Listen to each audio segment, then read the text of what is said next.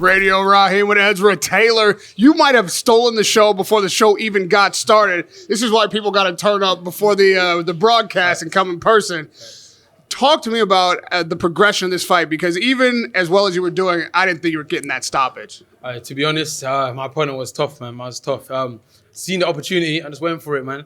Normally, when you hear the klaxon, you go for it, but I didn't know if I was going to get a stoppage. But I was in there to do a job, man. I was to just deal damage, and I managed to do that. And referee said it was enough to stop the fight. 1 second to go, man. If that's not entertainment, trust me, I don't know what is. And he wasn't just tough; he was skilled. This wasn't, some lay down Sally. What was working tonight technically that got you to the stoppage in the final round? Discipline, man. Listening to my coaches in my corner. I had to stay on my jab.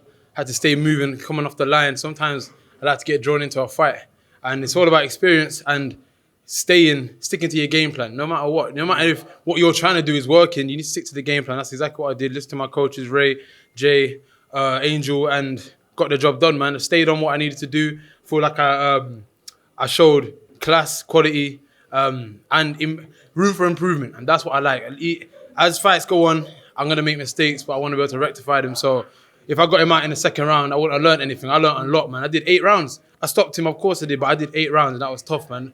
And yeah, man, I feel that I'm here now. I think I'm maybe top 10 in the UK. I got a lot to work on. Don't get me wrong, but I feel like I'm here for it, man. I think that's very wise, knowing that you can win and learn, and you can win no matter what happens when you get in that ring. So tonight you got in the ring, and what did you learn? I learned a lot, man. I learned a lot about my defense, which was shaky. I learned a lot about my offense, which was sloppy at times. I'm gonna be my biggest critique, I believe, but I feel like I did a lot of things that was well and right, and I'm going to speak to my team and see what I did wrong, see what I did right. Because what I think I did right could be wrong, you know what I'm saying? But I got the job done, I got the win. That's the main thing, man. No matter how we do it, we go in there to get the win, man. I'm a warrior, so I would have gone to the last belt anyway, and I managed to do enough.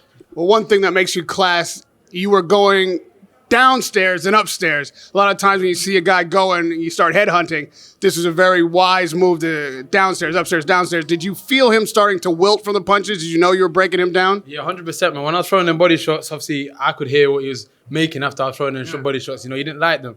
So I was just trying to mix it up, man. You need to have more in your arsenal than just throwing shots to the head. I wanted to go to the body, break him down. That was the objective, break him down after a while. And I started seeing him slowing up from like round 6 onwards. So yeah, man, I wanted to put on the gas a bit, and yeah, managed to get him out of it. I saw Frank Warren standing there talking to you ringside. He seemed very animated. You got the boss going crazy. What did he say?